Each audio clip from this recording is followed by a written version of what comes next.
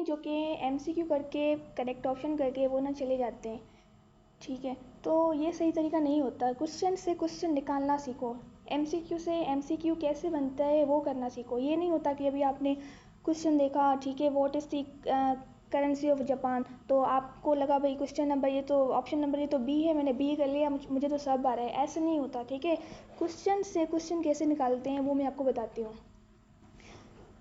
चलें, हम ना सिर्फ क्वेश्चन सॉल्व करेंगे बल्कि क्वेश्चंस में से क्वेश्चंस कैसे निकालते हैं वो देखेंगे। और सही तरीका भी यही होता है। अगर आप किसी कॉम्पिटिटिव एग्ज़ाम की तैयारी कर रहे हैं तो ये तरीका नहीं होता कि आपने कोई भी एमसीक्यू उठा लिया और एमसीक्यू देख लिया, भाई एमसीक्यू का जो ऑप्शन है वो आपने रट लिया तो बस डेट सेट हो गया काम, हमें तो सब आ रहा है। ऐसे नहीं होता, ठीक है। तो यहाँ पर मुझे थोड़ा सा मुश्किल लग रहा था तो मैंने एक नया एप्लीकेशन डाउनलोड कर लिया बोर्ड का। तो एमसीक्यू देख लेते हैं हम लोग कौन सा है। What is the currency of Japan.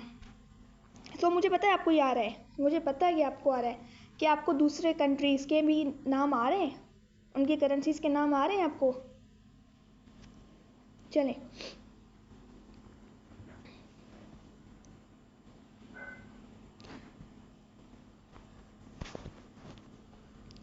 मैंने काफ़ी सारी जो करेंसीज़ थी वो मैंने अगले लेक्चर में, जो पिछला लेक्चर था मैंने उसमें करवा दिए थे। ये वही नाम नहीं है, ये वही कंट्रीज़ नहीं है, बल्कि ये दूसरे कंट्रीज़ हैं, ठीक है।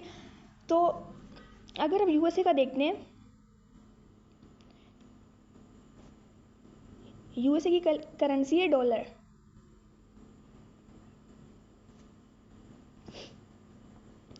पाकिस्तान की आपको पता है, पाकिस्तान की क्या है, रुपी।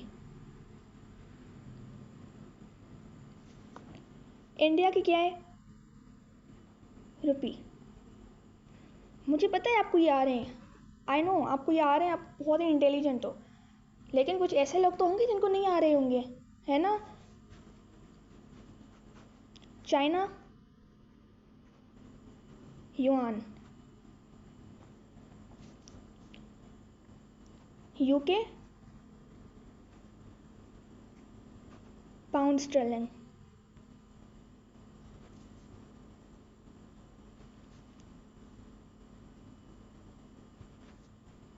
ठीक है। ये मूव नहीं हो रहा तो मुझे ये ना रिमूव करना पड़ेगा, ये तभी मूव होगा, ठीक है। एक्सक्यूज़ मी, नीचे चलते हैं, ओके, ठीक है। सऊदी अरबिया, सऊदी का क्या है, रियाल। मेरे पास पेन नहीं है, अगेन। रशिया,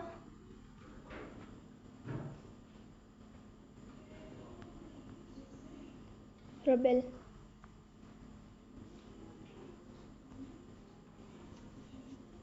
तुर्की,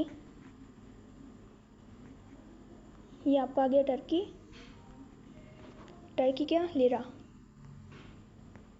ओके। और ये हमारा आ गया ऑस्ट्रेलिया, ऑस्ट्रेलिया। ऑस्ट्रेलिया का क्या है, ऑस्ट्रेलिया का हमारे पास है डॉलर, वो भी डॉलर ही यूज़ करते हैं। अब जाहिर सी बात है इतने सारे कंट्रीज़ अब हम लोग सबके नहीं पढ़ सकते तो ये बहुत टाइम कंज्यूमिंग है। तो आप एटलीस्ट इतने 10 है ना, ये पूरे मैंने अभी 10 आपको बताया, ठीक है। 10 तो आप कर सकते हो, एटलीस्ट कर सकते हो ना, 10 कर लो। एक एमसीक्यू से आपके 10 एमसीक्यू निकल गए। अब क्या पता एमसीक्यू वाला जो एग्जामिनर है वो आपको नहीं दे, जापान नहीं दे, यूएसए दे, इंडिया दे दे, चाइना दे दे, रशिया दे दे, फिर आप कहाँ जाएंगे। तो रट्टा नहीं करो, ठीक है, रट्टा नहीं करो। क्वेश्चन नंबर 2, लेट्स सी, कह रहा है when did Pakistan become nuclear power. When did Pakistan, Pakistan कब न्यूक्लियर पावर बना था। डू नो डेट पाकिस्तान बना था 1998 में, ओके, 1998 में। Option number B 1998, this is correct. अगर मैं आपका इसका थोड़ा सा ब्रीफली बताऊं, I have to go down. Briefly अगर हम देखें तो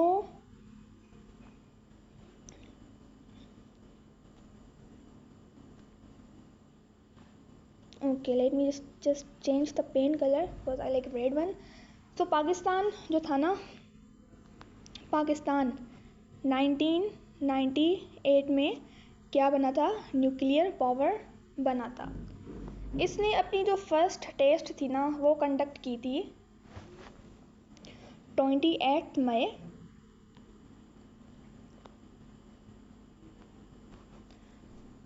1998।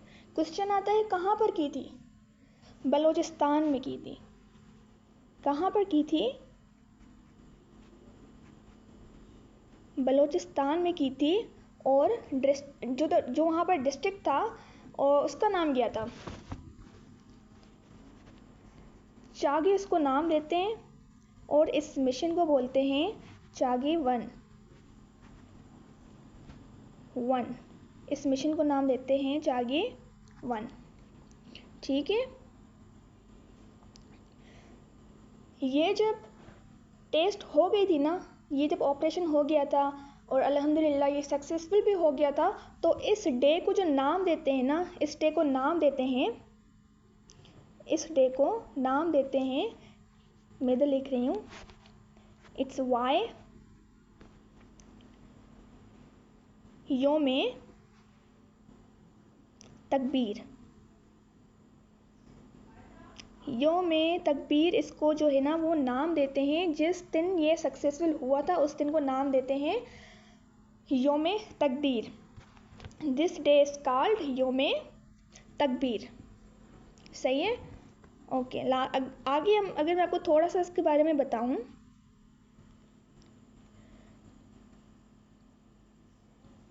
हमारे पास जो है ना वो पांच जो है ना वो ऑफिशियली न्यूक्लियर स्टेट्स हैं, न्यूक्लियर कंट्रीज़ हैं। 5 ऑफिशियली। वैसे तो हमारे पास जो कंट्रीज़ हैं ना वो 8 हैं, जिनके पास क्या है? न्यूक्लियर पावर है। न्यूक्लियर पावर है 8 कंट्रीज़, लेकिन उनमें से सिर्फ 5 है जिनको ऑफिशियली माना जाता है। अब मैं आपको बताती हूँ ये आखिर सीन क्या है। देखिए, ये जो 5 कंट्रीज थी ना, एक थी हमारे पास यूएस, दूसरी थी हमारे पास रशिया, तीसरी थी हमारे पास चाइना, फिर थी हमारे पास फ्रांस, पांचवी थी हमारे पास यूके। इन लोगों ने ना न्यूक्लियर पावर बना ली थी। ठीक है, इनके पास न्यूक्लियर पावर जो थी ना वो आ चुकी थी। इसके बाद एक ट्रीटी साइन होती है, उसको हम लोग कहते हैं एनपीटी ट्रीटी। एनपीटी नॉन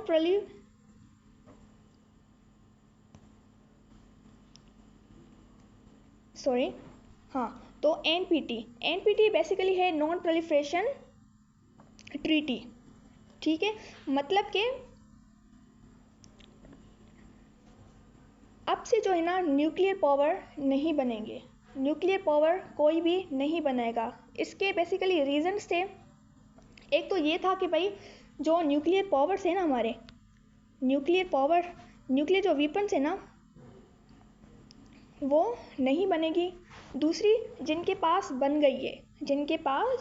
गई है वो इस चीज़ को कंट्रोल में रखेंगे कि उनकी वजह से दूसरों को नुकसान ना आए।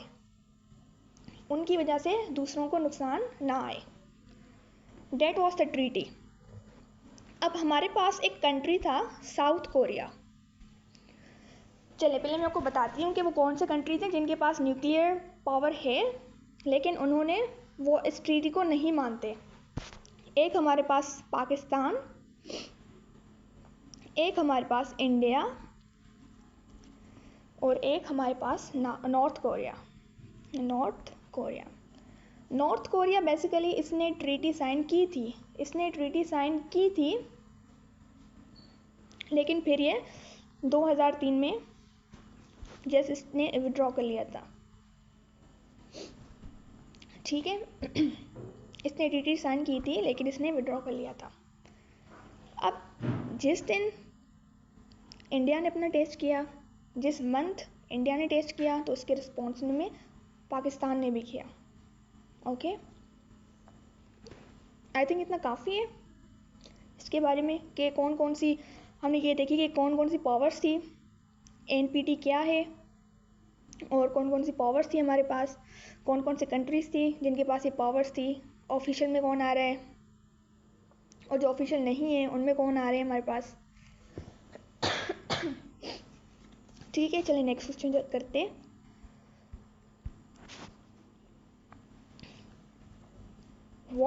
विच is the largest desert in the world.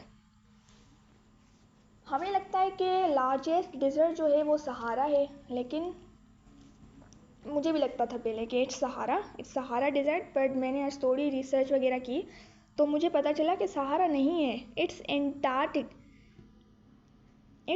Antarctic. ठीक है, वो मैं आपको बताती हूँ क्यों। मैंने जब रिसर्च की तो मुझे पता चला कि ये जो सहारा डिज़र्ट है ना, ये जो सहारा डिज़र्ट है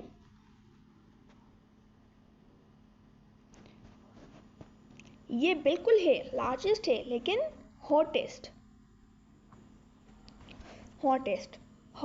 डिज़र्ट जो है ना, हॉटेस्ट डिज़र्ट वो सहारा है वर्ल्ड का। बाकी by area it's not Sahara, it's Antarctic.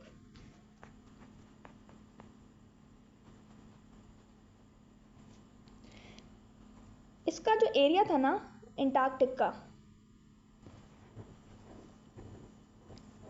वो आप समझ ले कि 14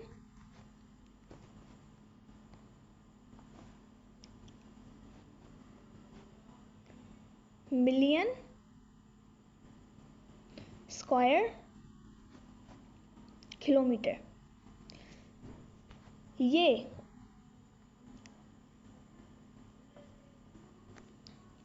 ये इसका जो था वो एरिया था 14 मिलियन।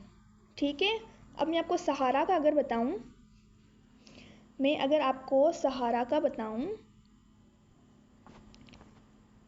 सहारा का था 6.8 मिलियन स्क्वायर किलोमीटर। सो आप खुद देख लें कितना बड़ा डिफरेंस आ रहा है, खुद देख लें आप, कहाँ 14.2 मिलियन, कहाँ 6.8। ठीक है, आई होप ये आपको क्लियर हो गया होगा। इसको अगर हम आगे लेके चलें तो अगर मैं आपसे पूछूं कि smallest desert in the world कौन सा है, smallest desert in the world कौन सा है, स्मॉलेस्ट, उसको कहते हैं कार क्रॉस, CARCROSS। ये कहाँ पर है, ये हमारा है कनाडा। ठीक है, और इसका जो एरिया है ना वो है हमारे पास 2.69 स्क्वायर किलोमीटर। ठीक है, यहाँ से आप अंदाज़ा लगाएं कि ये कितना छोटा है, और यहाँ ये कोई हॉटेस्ट नहीं है, यहाँ पर बर्फ़ पड़ती रहती है। ठीक है, पाकिस्तान, उसका कौन सा लार्जेस्ट है, पाकिस्तान का कौन सा लार्जेस्ट डिज़र्ट है, इट्स कॉल्ड पाकिस्तान, उसका है थर डिज़र्ट, THAR, थर डिज़र्ट।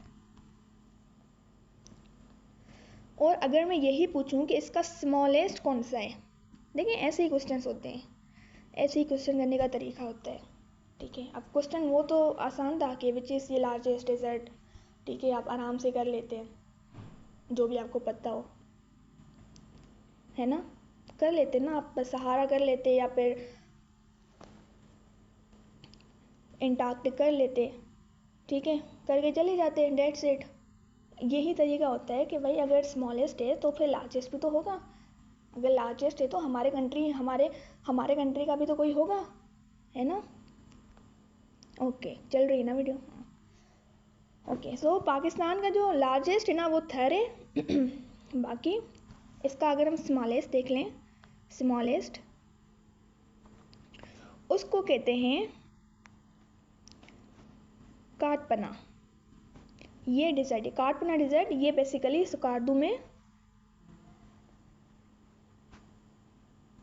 प्रेजेंट है, स्मॉलेस्ट डिजर्ट।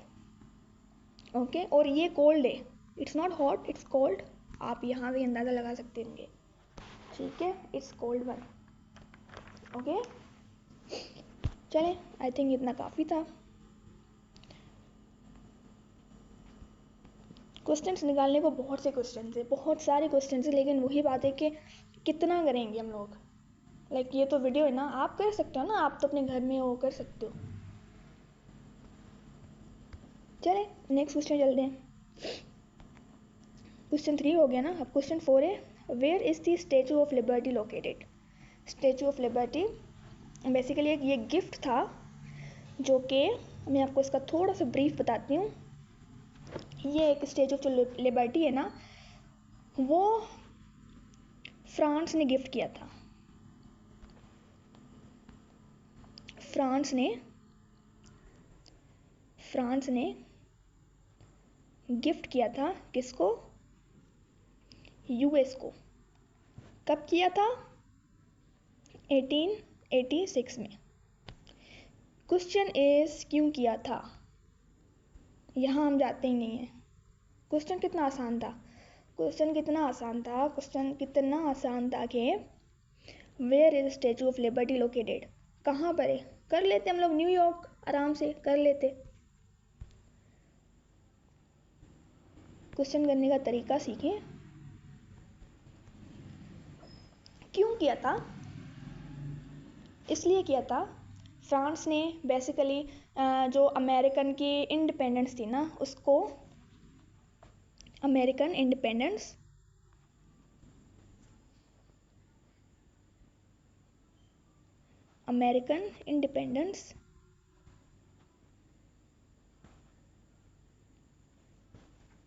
आई होप मैं जल्दी से पेन ले लूँ तो देन ऐसी राइटिंग नहीं होगी।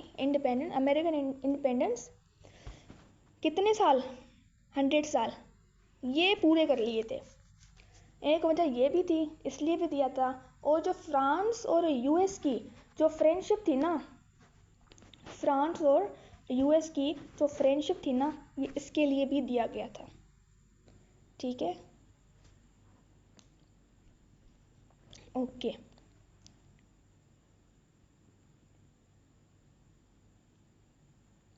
अच्छा क्वेश्चन कि इसको डिज़ाइन किसने किया था।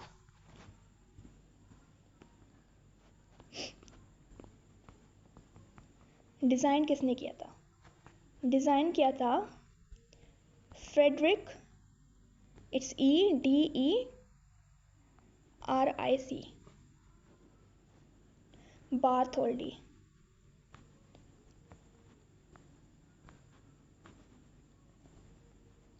इसने डिज़ाइन किया था, ये क्वेश्चन आता है, फ्रेडरिक बार्थोल्डी ने इसको डिज़ाइन किया था।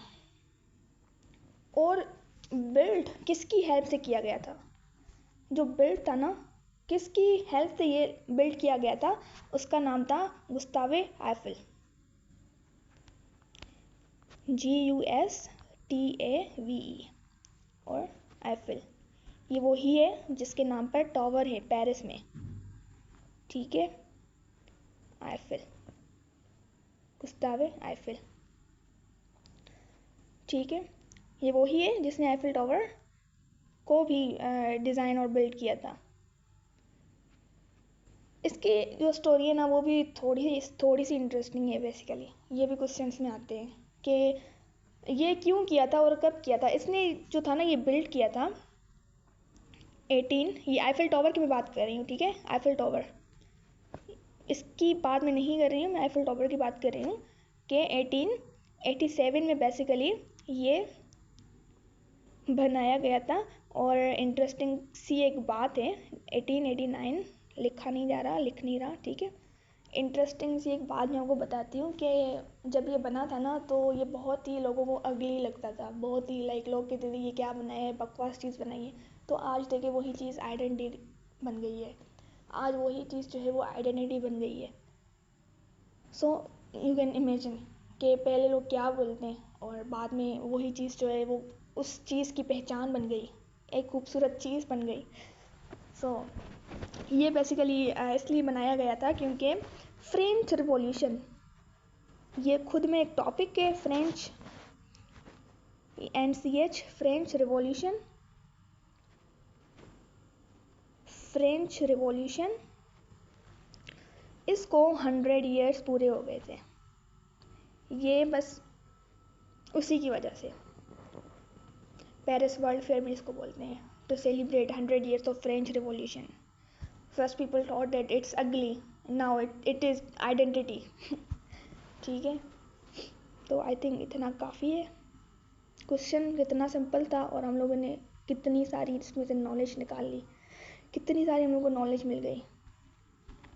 और क्वेश्चन का आंसर मैं आपको बता देती हूँ, ये इट स्टैंड्स इन न्यूयॉर्क, ठीक है, as a symbol of freedom and democracy. ये क्वेश्चन आता है कि ये किसका सिंबल है, ये किस चीज़ का सिंबल है, ये किस चीज़ का सिंबल है, कहाँ पर है ये, न्यूयॉर्क में, New York.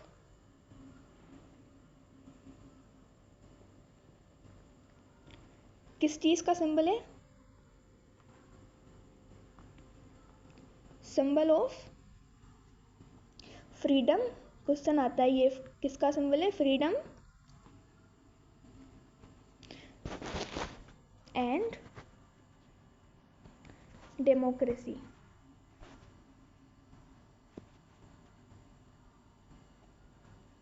Freedom and democracy. Okay, I hope ये वीडियो चल रही हो, ये बंद हो जाती है ना फिर पता नहीं चलता है, कहीं वो मिनट ज़ाया चली जाती है, फिर दोबारा से करना पड़ता है। Okay, so let's, next question क्या है, विच is the largest ocean in the world.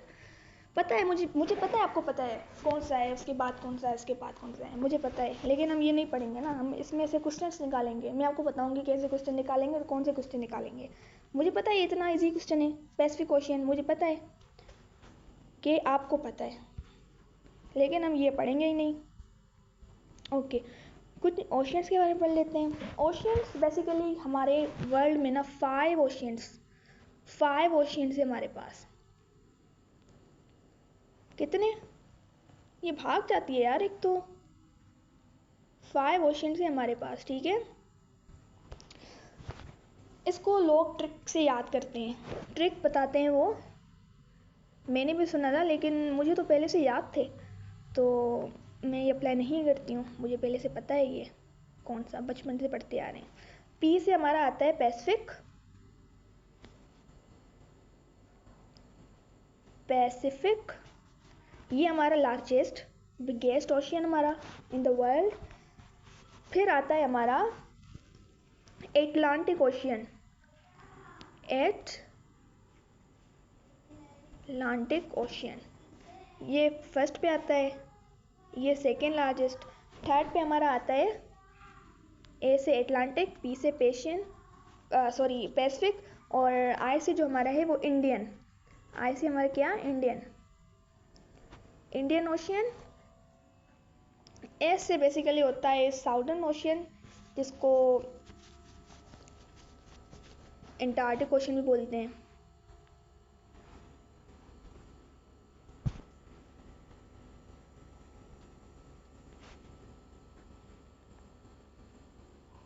Last में हमारा है आर्कटिक ओशियन,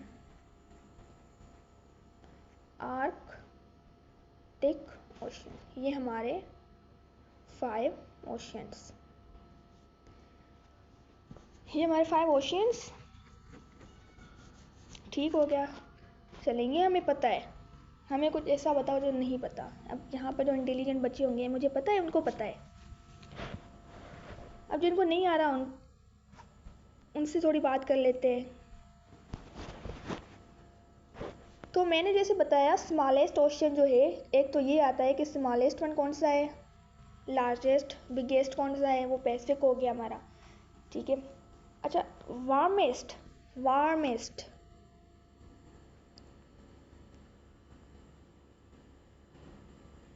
वार्मेस्ट ओशन कौन सा है, it's Indian ocean,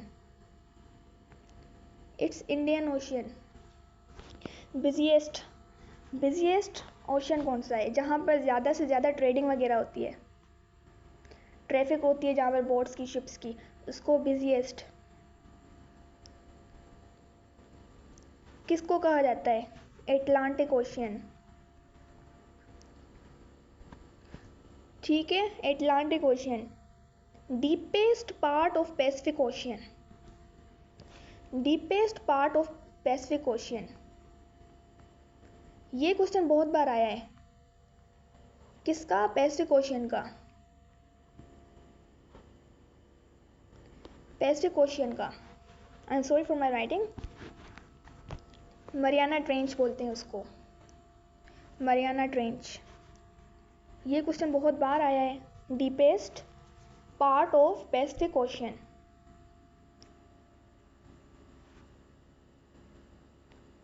Mariana trench.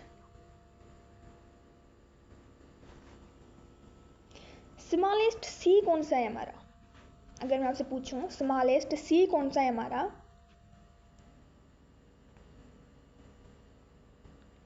Smallest सी पता है, बाल्टिक सी बोलते हैं उसको, नहीं पता कोई बात नहीं, बस ये है कि भाई कुछ ना कुछ सीख के जाओ, तरीका सीख के जाओ कैसे करते हैं। अब समंदर की बात आ रही है तो कितनी सारी, लाइक इतना वास्ट एक टॉपिक है ये। हम लोग क्या करते हैं, एक एमसीक्यू करते हैं, उसका आंसर देखते हैं, अच्छा ये तो आ रहा है, हम खुश हो जाते हैं, हमें ये तो आ रहे हैं। लेकिन अगर आप उसको थोड़ा डीपली जाए ना, तो एमसीक्यूज़ में से एमसीक्यूज़ भंडार एमसीक्यूज़ निकल सकते हैं। तरीका होता है ना पढ़ने का, देखो यही बात होती है कि पढ़ना है ना तो तरीके से पढ़ो। बच्चों के मार्क्स नहीं आते हैं, इसलिए नहीं आते कि उनको वो डीपली नहीं पढ़ते, उनको ब्रीफली नहीं पढ़ते। ब्रीफली मतलब कि कोई अगर एमसीक्यू आ रहा है तो बस उसका आंसर देख के चले जाते हैं, उसका थोड़ा ब्रीफ हिस्ट्री, थोड़ा उसका ब्रीफली बैकग्राउंड तो देख लो कि है क्या। इतने मतलब एमसीक्यू को वो इतना इजीली ले लेते हैं हाथ में। चले ठीक है, स्मॉलेस्ट सी कौन सा है हमारा, बाल्टिक सी, ये बहुत आता है, वेरी इंपॉर्टेंट, वेरी इंपॉर्टेंट, बहुत आता है ये। ओके अच्छा, वो कौन सा ओशियन है हमारा कि जहाँ पर ज़्यादा से ज़्यादा अर्थक्वेक आते हैं, अर्थक्वेक मतलब ज़िलज़िले आते हैं, ठीक है, जिसको कहा जाता है मोस्ट अर्थक्वेक प्रोन जोन, कहाँ पर वो लाया करता है, वो करता है Pacific ocean, Pacific ocean.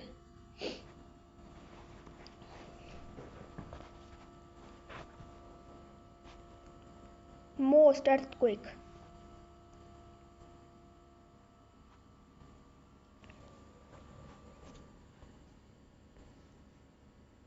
Most earthquake कहाँ पर आते हैं, पैसिफिक ओशियन,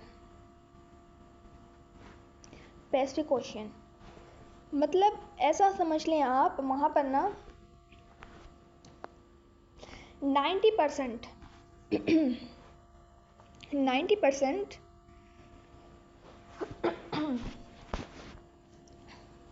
जो वर्ल्ड है ना, 90% वर्ल्ड अर्थक्वेक, अर्थक्वेक यहीं पर आते हैं, ठीक है। 90% वर्ल्ड अर्थक्वेक यहाँ पर आते हैं, और वहाँ पर एक रीजन होता है जिसको कहा जाता है रिंग ऑफ फायर। ये भी बहुत इंपॉर्टेंट क्वेश्चन है, ये आ चुका है बहुत बार आ चुका है। ऐसा रीजन जिसको कहते हैं ring of fire, ring of fire. ये बेसिकली यहाँ पर वोल्केनोज वगैरह होते हैं, ठीक है, सो डेट्स वाई उसको कहते हैं। फॉर एग्जांपल अगर ये हमारा ओशन है ना, तो ऐसे ना वो रिंग बनी हुई होती है ऐसे, जहाँ पर सिर्फ एक्टिव वोल्केनोज होते हैं। ये हमारा सारा ओशन है और यहाँ पर ना ये सारी ऐसे रिंग बनी हुई होती है जहाँ पर एक्टिव वोल्केनोज होते हैं। 75% वर्ल्ड 75% वर्ल्ड्स एक्टिव वोल्केनोज।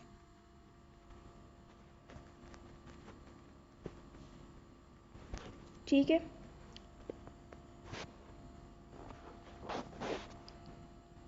अच्छा अर्थक्वेक की बात आ रही है तो ये भी कर लेते हैं कि स्टडी ऑफ अर्थक्वेक जो होती है उसको क्या कहते हैं? उसको कहते हैं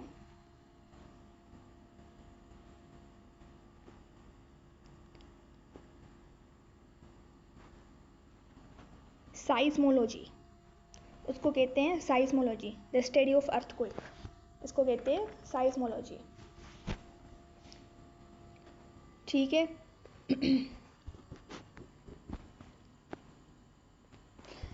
एक होता है हमारा रिक्टर स्केल, इसको रिक्टर नहीं पढ़ते, इसको रिक्टर पढ़ते हैं। ठीक है, रिक्टर स्केल। रिक्टर बेसिकली एक अमेरिकन साइस्मोलॉजिस्ट था। ठीक है, रिक्टर स्केल से होता क्या है, इसको मेजर किया जाता है स्ट्रेंथ मैग्नीट्यूड किसकी? अर्थक्वेक की। Scale use for measuring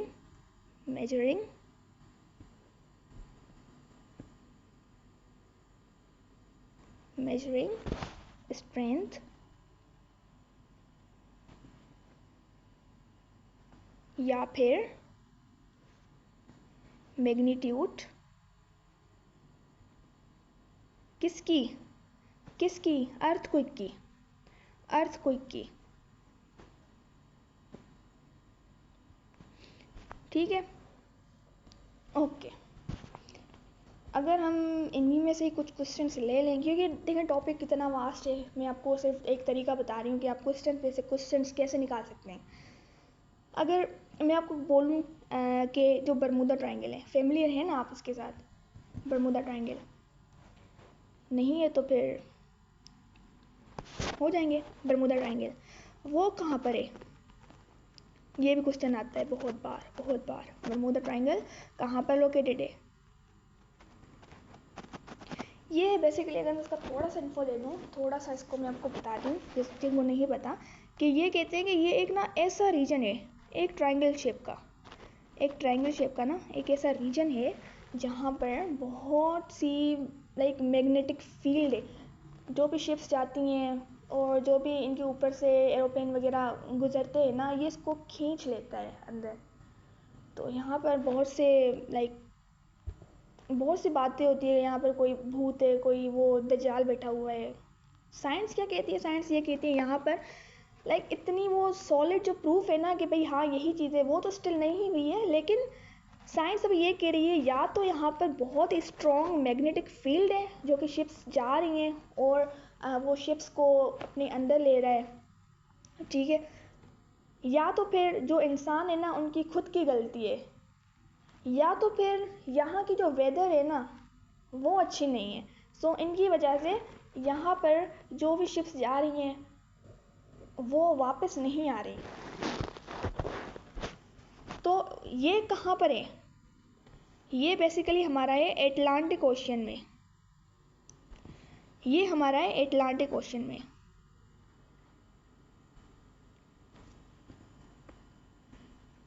Atlantic ocean,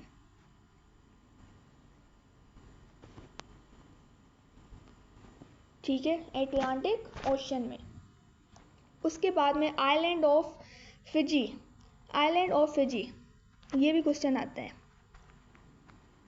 island of Fiji,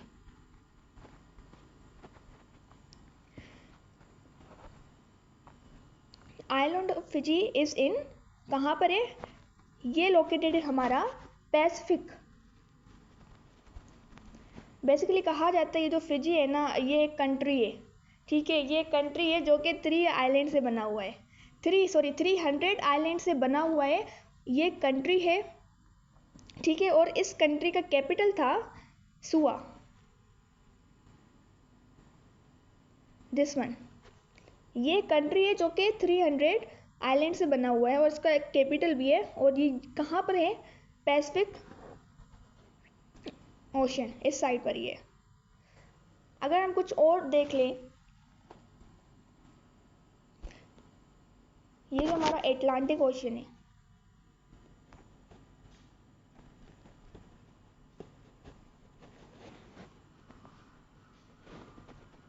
and Pacific, ये बेसिकली कनेक्टेड हैं एक कैनाल से जिसको कहा जाता है पनामा कैनाल, जिसको कहा जाता है पनामा कैनाल। कैनाल ये भी बहुत बार आया है, इम्पोर्टेंट, स्टार दे दो, इम्पोर्टेंट।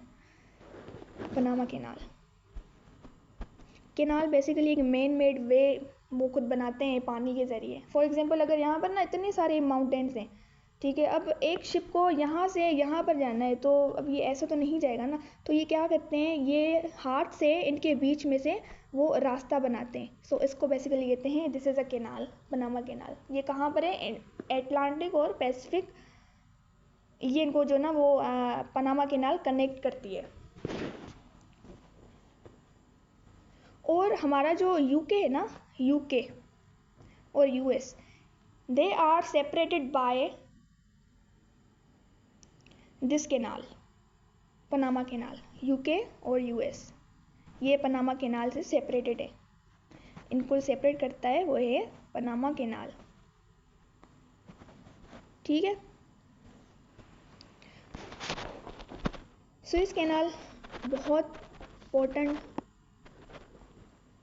सुएज कैनाल ये किसको कनेक्ट करता है? ये कनेक्ट करता है हमारा रेड सी और मेडिटेरियन सी।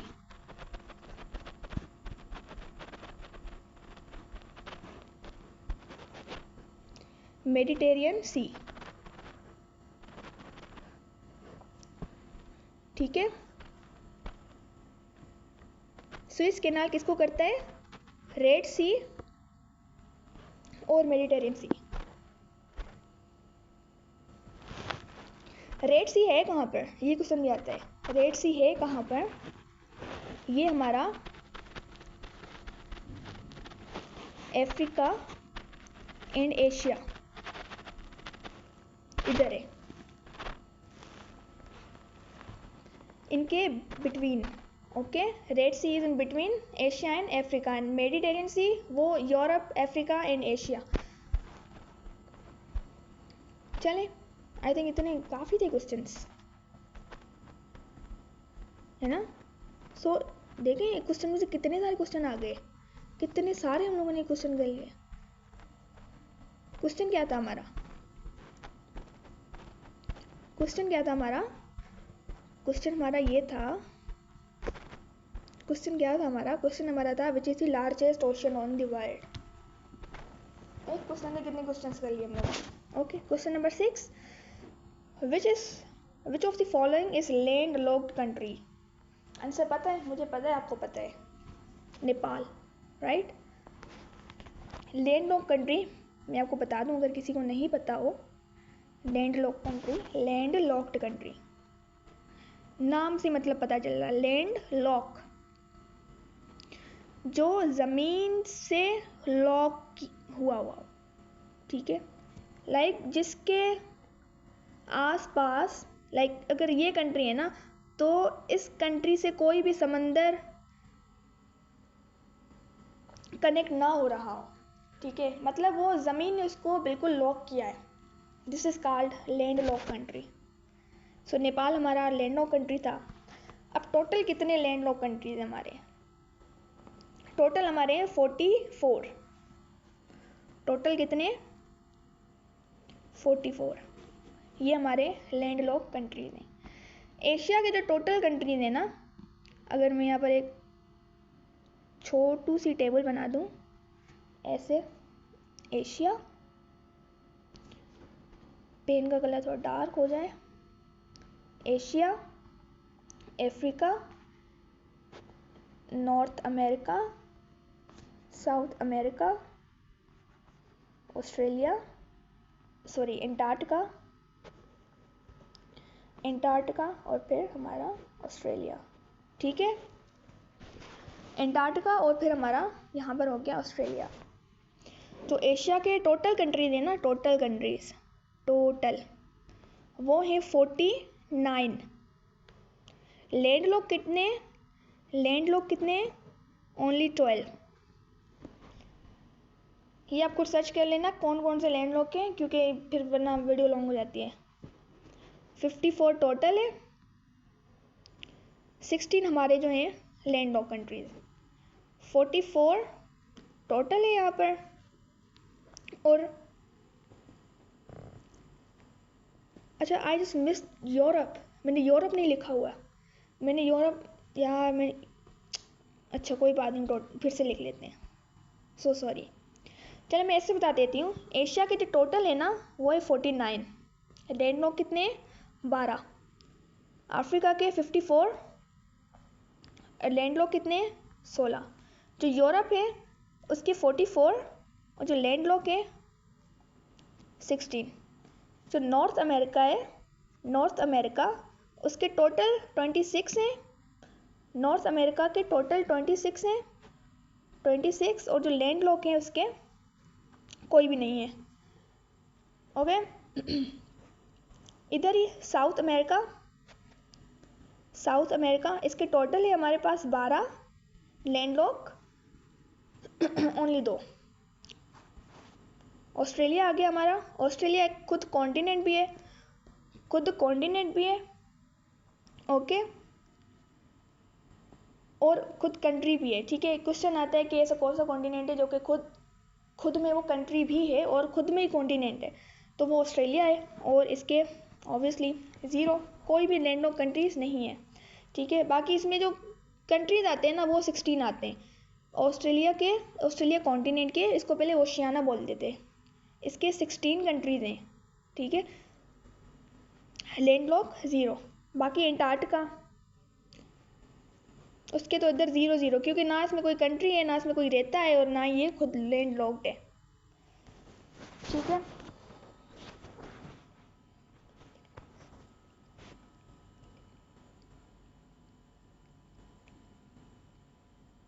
ओके चलें नेक्स्ट क्वेश्चन। अच्छा, एक ना क्वेश्चन आता है कि वो कौन से कंट्रीज है जो डबल लैंडलॉक्ड हैं, लाइक अब देखिए, जस्ट अभी भी लाइट चली गई, सो अगर लाइट नहीं चलेगी तो ये बोर्ड जो है ना वो वर्क नहीं करता, लेकिन आई जस्ट नोटिस कि इंटरनेट अभी चल रही है, सो ओके स्टार्ट करते हैं कि ऐसे कौन से कंट्रीज़ हैं जो डबल लैंडलॉक है। फॉर एग्जांपल, अगर ये कंट्रीज़ है ना, तो इस कंट्री के साथ कोई भी सी हो गया, कोई भी ओशियन हो गया, वो कोई भी लिंक इससे नहीं कर रहा। ठीक है, ये चारों तरफ इसके ज़मीन ही ज़मीन है। अब ये खुद ऐसे कंट्रीज से सराउंडेड है, खुद ऐसे कंट्रीज से घिरा हुआ है जो कि वो खुद लैंडलॉक है, मतलब ये तो लैंडलॉक है ही है। अब जो यहाँ पर ये जो कंट्रीज है ना, ये भी लैंडलॉक्ड है। तो ऐसे ये क्वेश्चन में आता है, ये 2 कंट्रीज हैं बेसिकली, मैं आपको इनके नाम बता देती हूँ। एक हमारा उज़्बेकिस्तान,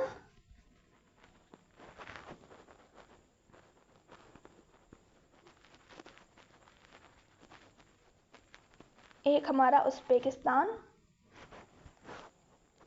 हमारा लिechtenstein, LIECHTENS,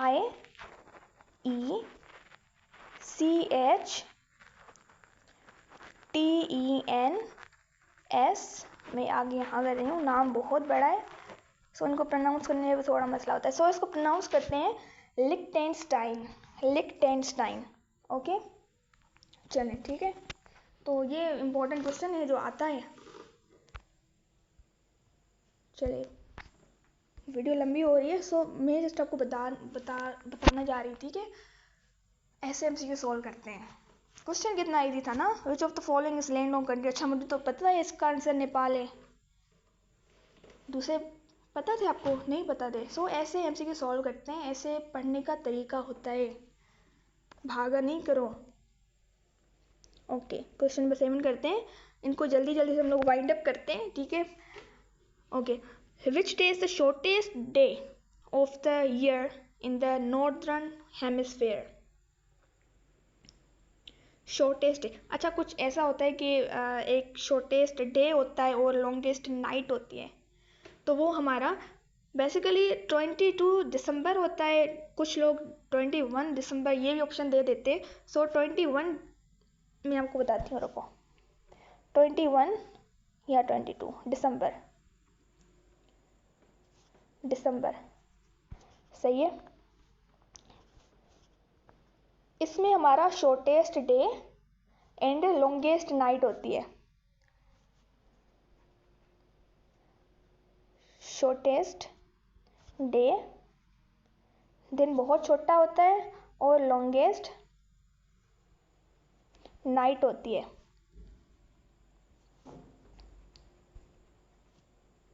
अच्छा, इसके उलट ही अगर हम देख लें, एक ऐसा दिन होता है, एक ऐसा दिन होता है जो कि लॉन्गेस्ट डे होता है और शॉर्टेस्ट नाइट होती है, ठीक है? वो हमारे पास 21 जून होती है, जिसमें हमारी लॉन्गेस्ट डे होता है और शॉर्टेस्ट नाइट होती है।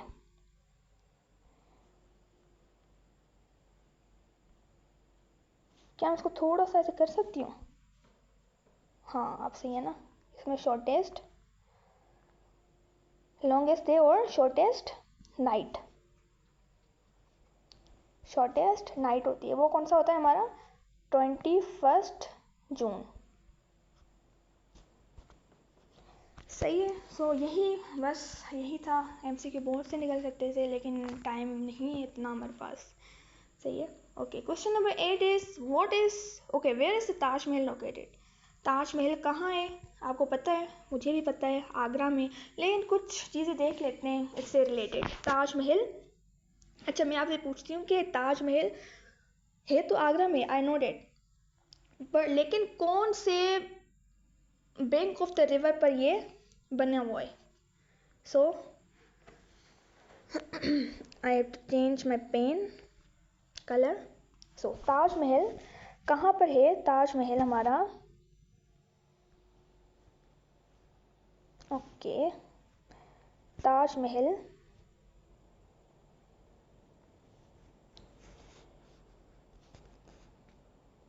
ताजमहल हमारा on the bank of, question आता है ये, ऑन द बैंक ऑफ, खुद देखा है मैंने, पास पेपर में ये आया हुआ था, the bank of Yamuna river, YUMANA, Yamuna river. ये बनाया किसने था पता है? हाँ मुझे पता है, आपको पता है, मुझे पता है कि आपको पता है। ये ताजमहल बेसिकली बिल्ड किया गया था, किसने किया था? ये शाहजहां ने किया था, शाहजहां ने किया था। किसकी याद में? अपनी वाइफ की याद में, अपनी वाइफ की याद में। और वाइफ का नाम क्या था? इनकी वाइफ का नाम था मुमताज़, इनकी याद में इन्होंने ताजमहल बनवाया था। बहुत इंटरेस्टिंग इसकी स्टोरी है, पढ़ना कभी, ठीक है? और बेसिकली एक क्वेश्चन आता है कि जो शाहजहां है वो मुगल का कौन सा रूलर है?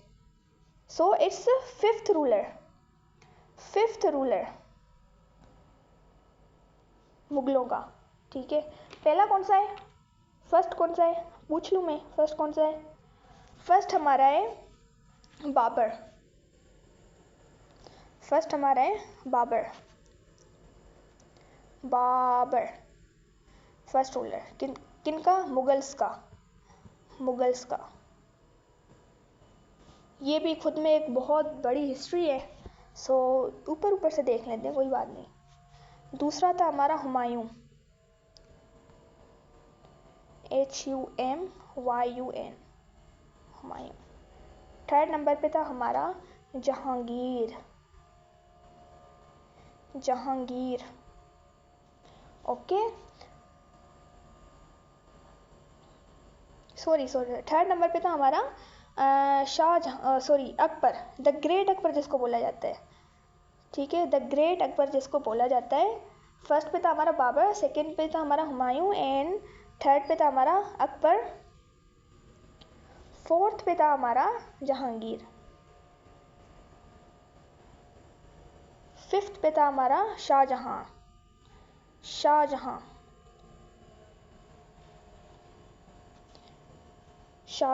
सिक्स्थ पे था हमारा औरंगजेब, सेवेंथ पे था हमारा बहादुर शाह। इनके आगे भी बहुत सारे थे लेकिन ये इम्पोर्टेंट है, इनके यहाँ से क्वेश्चंस आते हैं। पहला कौन सा था, सेकंड, थर्ड, फोर्थ, 7 के आगे भी बहुत सारे हैं लेकिन ये इम्पोर्टेंट है, ठीक है, ओके। बाबर को बेसिकली बाबर ने किसको डिफीट किया था, किसको हराया था? उसका नाम था इब्राहिम लोदी। अब मैं एमसीक्यू से एमसीक्यू निकाल रही हूँ। इब्राहिम लोदी, क्योंकि मैं ऐसे पढ़ती हूँ, ठीक है, ऐसे मैं पढ़ती हूँ, सो मैं इधर भी मैं ऐसे ही करवा रही हूँ। सो इसके आगे भी लाइक मैं पता नहीं कहाँ चली जाऊँ लेकिन टाइम नहीं है, सो चलें आगे बढ़ते हैं। व्हाट्स द कैपिटल ऑफ, अच्छा इसका आंसर था क्वेश्चन नंबर 8 का आगरा में ये लोकेटेड है, okay. Question number 9, what is the capital of Hungary का कैपिटल क्या है? Hungary, I am hungry, you are hungry, who is hungry? Hungary, इसका कैपिटल जो है वो है, लेट मी जस्ट, ये पता नहीं क्यों, ओके अब ठीक है, इसका है हाँ बुदापेस्ट।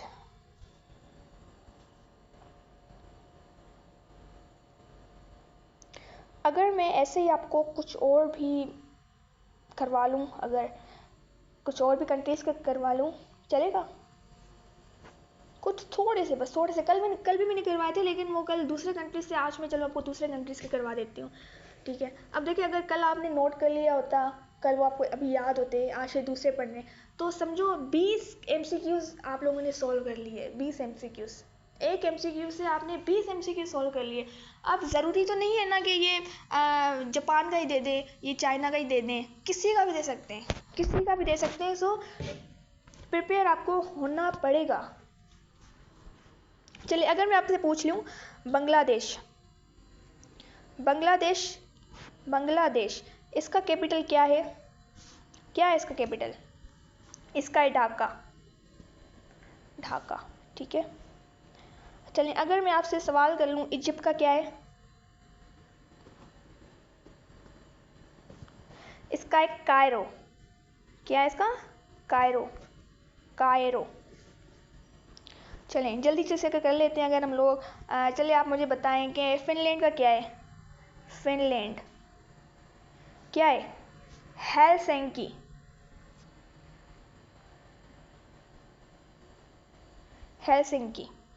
चलिए जल्दी से अगर हम कर लें तो चलिए ईरान का बता दें।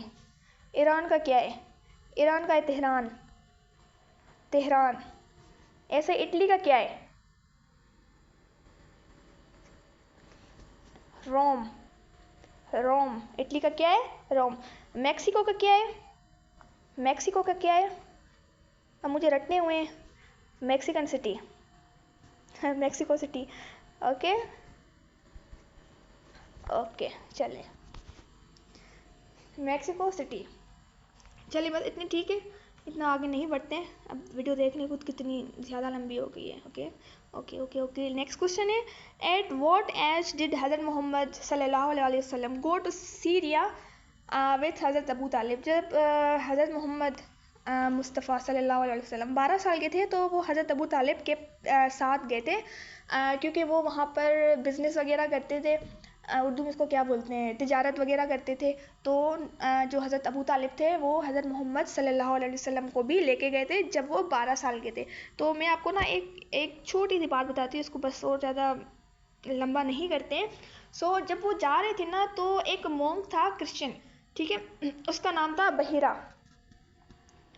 बहिरा ये क्या था, ये क्रिश्चियन था, ठीक है। जब हुजूर पाक जब जा रहे थे ना तो ये खड़ा हुआ था, तो उन्होंने ना कुछ ऐसी साइंस देखी कि उन्होंने बस वो समझ लिया कि यार ये जो है ना ये तो वही नबी है जो हमारे क्रिश्चियन, जो हमारे बाइबल में भी लिखा हुआ है कि एक इंसान आएगा, एक नबी आएगा, एक पैगंबर आएगा जो कि आखिरी ज़माने का मैसेंजर होगा, ठीक है, खुदा की तरफ से।